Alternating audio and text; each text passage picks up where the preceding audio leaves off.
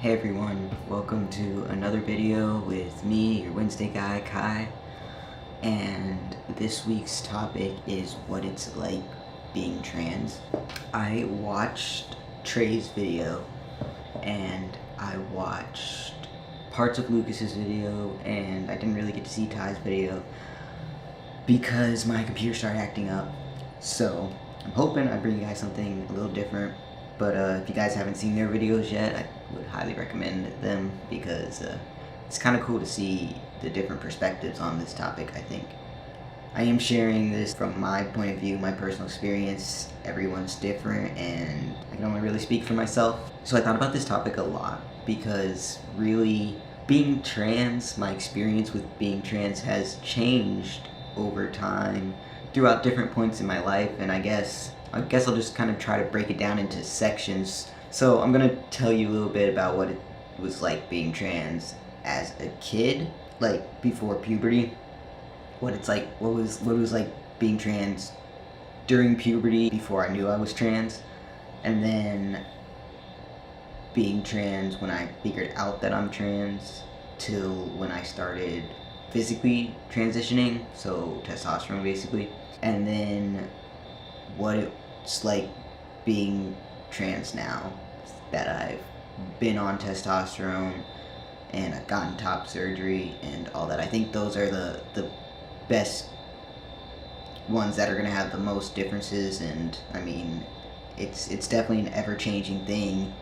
My experience being trans today is gonna be different than my experience being trans tomorrow. Honestly, it's just every day brings something new, and it's all learning experience, and it's just kind of life. I think everyone's life is kind of like that, being who they are. It changes all the time.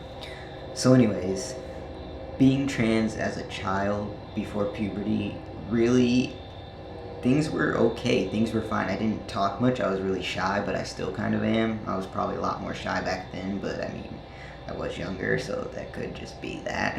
I mean, I was allowed to do the things I wanted to do for the most part, and I had toys that were mostly that you would think would be stereotypically boys types of toys, and you know, my parents were cool with that. I just basically was like a tomboy. I didn't really like the clothes my mom dressed me in, and getting me in dresses and skirts for special events was definitely a struggle and something I was very, very upset about. But for the most part, I was allowed to play with what I wanted to play with who I wanted to play with. In elementary school, I played football with the boys. I had Matchbox cars, little toy wrestlers. I like to collect the wrestler figurines. So, I mean, things were pretty fine back then. I just didn't like the clothing that I had to wear. Yeah, moving on to what it was like being trans when I hit puberty up until when I figured out that I was trans, is that point in time was probably the worst time of my life. I think I can say easily at this point. It was, I was very, very depressed, and I didn't know why. I had no idea why, and I actually kind of just felt like I was going through the motions of the day. So I'm gonna use a little metaphor right here. Let's say this little pencil sharpener is the real me, okay? And this cup is what everyone sees and thinks is the real me.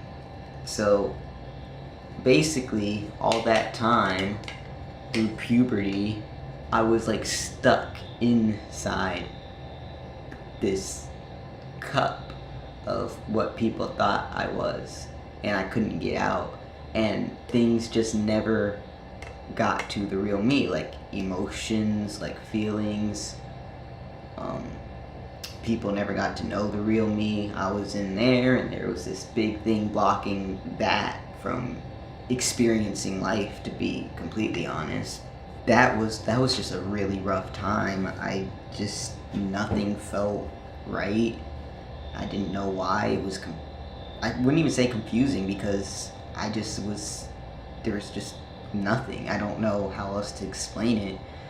I mean, obviously I had feelings, but I don't feel like they ever really reached the core of me. I was just stuck in there, and nothing could get to me, the real me. I think that still has a pretty big effect on me today in some ways, but it's kind of a lot of what I talked to my therapist about our last session. So yeah, I'm not really sure how to explain that any better than that, but it was a very, very bad time. Once I realized I was transgender, I was kind of relieved, to be honest. I was very scared because I realized I would have to tell people. I mean, I'd come out as a lesbian in high school. It's not like that, you don't have to tell everyone if you don't want to. But when you figure out you're trans, if you want people to call you by the pronouns that make you feel good and the name that makes you feel good, then you gotta tell them. You gotta tell everyone who knew you before, who's still gonna be in your life. You have to tell them. So, or they have to find out somehow. So, I mean, I was scared, but I was also relieved because finally I had an answer for why I felt so wrong for so long.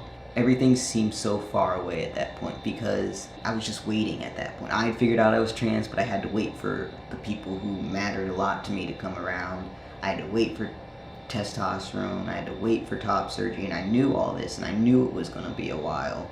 It was hard to accept because I had waited so long to figure out why I felt so wrong, and finally I found this thing that made me feel right, and I still had to wait for kind of the world around me to get to that point where they saw that was the real me. And it's a scary time also because you don't really know where you fit in. I mean, I didn't know whether to use the girls' bathroom or the men's bathroom because I got weird looks in the women's restroom, but I would be too scared to go in the men's restroom.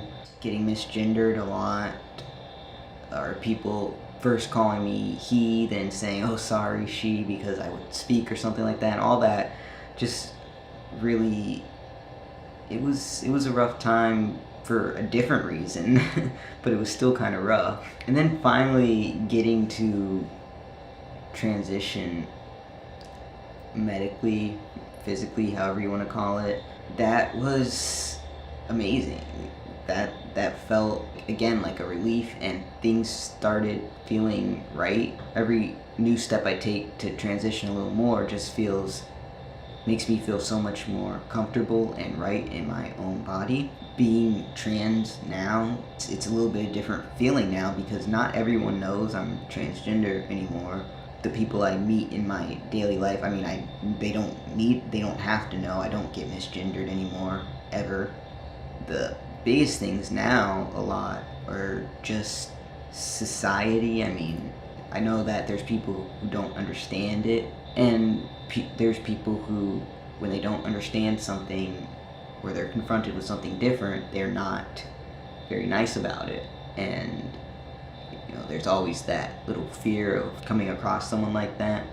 I've definitely come across people like that on the internet with my videos. Very rarely have I come across people like that in my real life, but I have, and it's scary, and it hurts when someone attacks your identity. I guess that's another thing about being trans. It's so easy for people to question your identity and invalidate your identity, I guess. Whereas I could do the same exact thing a cis guy could do, and people look at me and say, oh, you're not a real guy, but they might not say that to the cis guy just because he has a penis, if you want me to put it like bluntly. Then again, there are these views I have from being raised female that I don't think I would have otherwise. I think I'm definitely more open-minded too. At the end of the day, I'm still a human. I think Trey said that really well. I mean, I have the same feelings that cis people do. Being trans really just made it my journey to getting here a little bit different than other people's. I imagine the same way cis people feel about being their gender is the same way I feel about being my gender. The only difference is I had to figure it out for myself. Cis people were told that's who they were all along. So at the end of the day, I guess it's not that different. I have the same feelings everyone else does, just my journey may have been a little harder at some points. Well, I mean, everyone has their own struggles to get to where they are. I mean, it's just different at the end of the day, I guess. It's just a different way of getting to where I am now. Or there are definitely still days where I'll go and look in the mirror and I'll be like, my hips, or my, there's no bulge, or something like that, or, I'm not tall. There's still definitely dysphoria. There's always been dysphoria. Well, I guess since puberty there's been dysphoria. I don't really remember much dysphoria before puberty. And there's times when I'm mad. I'm so mad. Like, after top surgery, recovery was hard the first few days, and I was mad that I have to do this to my body to be comfortable in it. There were times when I felt bad, like I had taken away my parents' daughter, my brother and sister's sister, stuff like that. And there's also times when I feel like I'm really behind in the game, because where most people start to find themselves in their teenage years, I'm 20 and I'm just now really finding myself. But at the end of the day, like I said, that's just my story, and it can be hard and there's difficult times, but it's a unique perspective on the world. That's just my story, and just being trans is just another thing about me that makes me me. I love you all. I'll talk to you soon. Peace.